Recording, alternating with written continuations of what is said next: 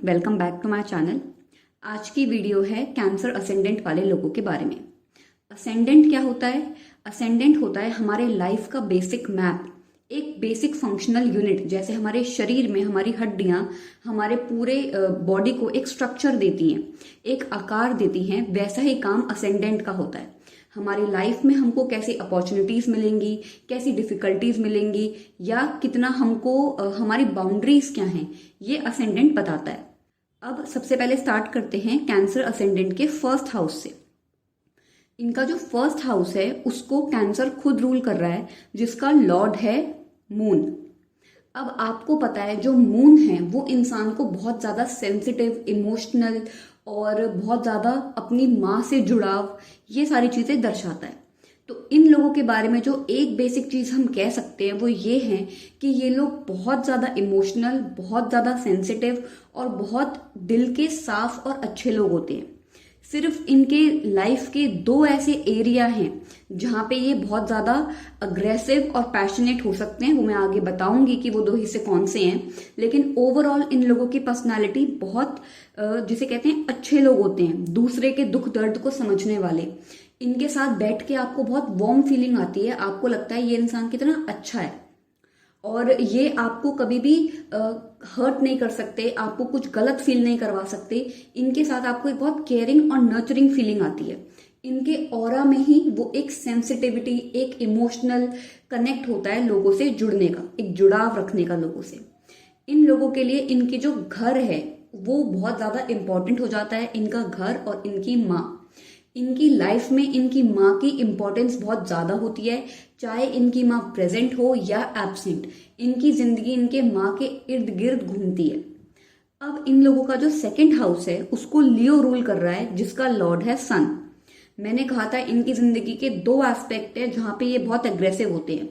एक, ये लोग अपने घर को लेके बहुत अग्रेसिव होते हैं। ये अपने घर को लेके काफी प्रोटेक्टिव होते हैं, अपने पिता की जो लेगेसी है उसको लेके काफी प्रोटेक्टिव होते हैं। ये लोग अपने खानदान पे कुछ गलत लालचन नहीं लगने देना चाहते। ये अपने खानदान का नाम बहुत आगे लेके जाना चाहते हैं, और खानदान इन द सेंस अपने जो पिता की लेगेसी है उसको बहुत मजबूती से पकड़ के रखते हैं। इनके जो फादर होते हैं वो भी काफी अथॉरिटेटिव पोजीशन पे हो सकते हैं, या फिर वो क्रिएटिव फील्ड में किसी एंटरटेनमेंट इंडस्ट्री में भी हो सकते हैं। लेकिन जहां भी इनके पिता होंगे वो भी काफी डोमिनेंट रहेंगे। उसके बाद जो इनका थर्ड हाउस है उसको वर्गो रूल कर रहा है, जिसका लॉर्ड है मर्क्यूरी। ये लोग अपने भाई बहनों के साथ एक काफी प्रैक्टिकल संबंध बना के रखते हैं। ये लोग देखते हैं कि जितना ये प्यार और सपोर्ट और इमोशनल कनेक्ट अपने बहन भाइयों से रख रहे हैं, क्या इनको बराबरी में वो मिल रहा है? क्योंकि वर्गो का साइन हमेशा एक प्रैक्टिकल साइन होता है, कैलकुलेटिव साइन होता है। ये इंसान को अपना लॉस नहीं करवाने देना चाहता। तो यहाँ पे थर्ड हाउस में जो भाई बहनों का, कम्युनिकेशन का और सोशल नेटवर्क्स का जो हाउस है, एक तरीके से हमारे बोलने का, तो वहां पे ये बहुत कैलकुलेटिव और प्रैक्टिकल रहते हैं। ना तो ये गलत जगह कुछ बोलना चाहते हैं, ना गलत जगह अपना कंट्रीब्यूशन करना चाहते हैं कि बाद में ये फंस ना जाए। बहुत कैलकुलेशन के साथ नपी तुली बात करते हैं और अपने भाई बहनों के साथ बहुत ही प्रैक्टिकल संबंध रखते हैं। अगर वो सामने से अच्छे हैं तो ये बहुत अच्छे हैं, अगर वो सामने से अच्छे नहीं हैं तो ये बिल्कुल भी अच्छे नहीं है। उसके बाद जो इनका फोर्थ हाउस है उसको लिब्रा रूल कर रहा है, जिसका लॉर्ड है वीनस। इन लोगों को बड़े घर का शौक, लग्जरी, सुंदर, ब्यूटी, अपने घर में एक, जिसे कहते हैं आप अंदर घुसते ही कहेंगे वाह हम कहाँ आ गए। एकदम बहुत ही ज्यादा लग्जूरियस और रॉयल इनका घर और सुंदर चीजों से भरा हुआ, बहुत सजा हुआ घर इन लोगों का होता है। उसको इन लोगों को सजाना भी बहुत पसंद है। ये ऐसी चीजों में पैसा भी बहुत लगाते हैं जो लग्जूरियस और रॉयल आइटम्स होते हैं। इनको रीगल लुक पसंद है अपने घर में। और इनकी जो माँ होती हैं उनकी काफी डोमिनेंस रहती है घर के अंदर। कौन सी चीज कहाँ जाएगी, कौन सी चीज किस तरफ रखी जाएगी, ये सारी चीजें, और जो बेसिक डिसीजंस हैं, डिसीजन मेकर इनकी माँ होती हैं घर में। उसके बाद जो इनका फिफ्थ हाउस है उसको रूल कर रहा है स्कॉर्पियो, जिसका लॉर्ड है मार्स। अब यहाँ पे ये लोग अपने बच्चों को लेके, अपनी पढ़ाई को लेके और अपनी डिग्रीज को लेके इतने ज्यादा प्रोटेक्टिव और इतने ज्यादा ऑब्सेसिव होते हैं और बहुत सीक्रेटिव होते हैं। क्यों? क्योंकि पहली बात, इन लोगों का ये जो हाउस है इसको स्कॉर्पियो रूल कर रहा है। स्कॉर्पियो का मतलब है सीक्रेट। और बहुत ही ज़्यादा प्रोटेक्टिव और ऑब्सेसिव नेचर।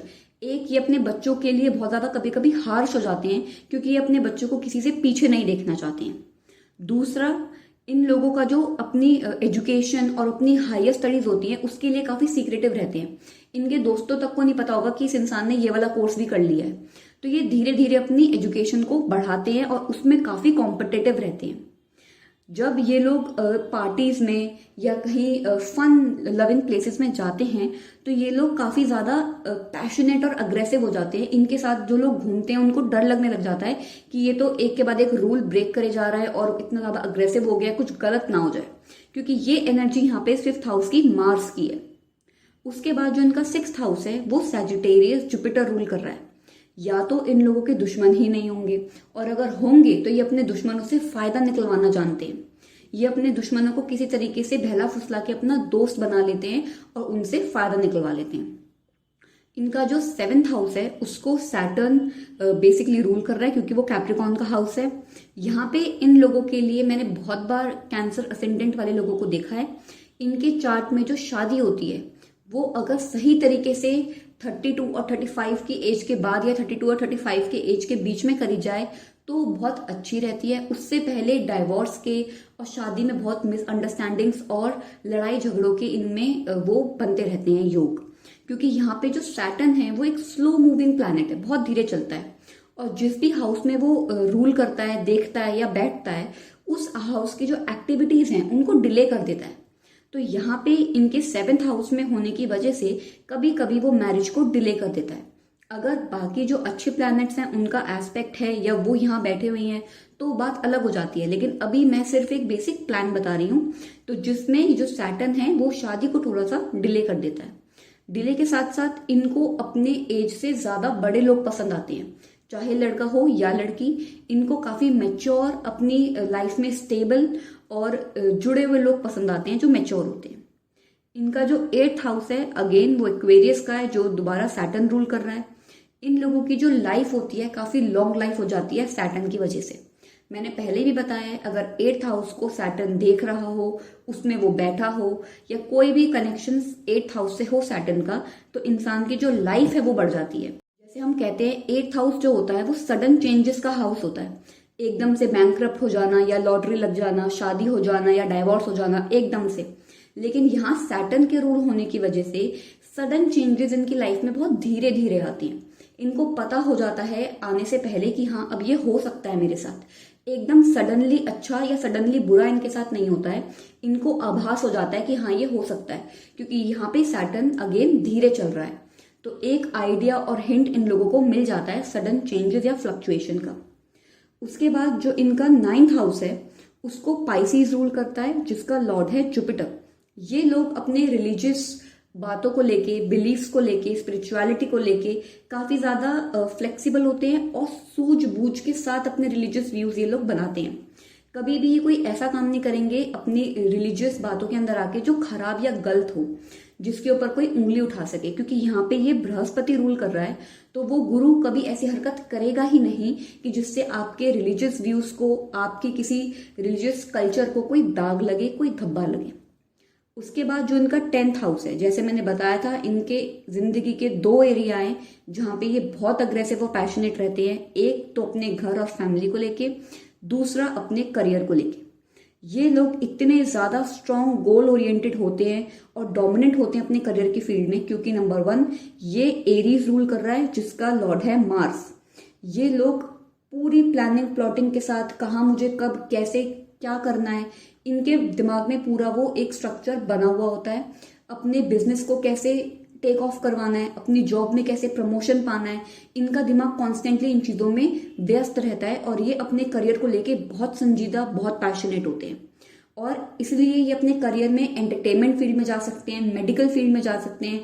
मार्स सर्जरी और मेडिकेशन दिखाता है, या फिर ये राइटिंग कर सकते हैं, पॉलिटिक्स में जा सकते हैं, आर्टिस्टिक होते हैं काफी, तो इन फील्ड्स में लोग जा सकते हैं।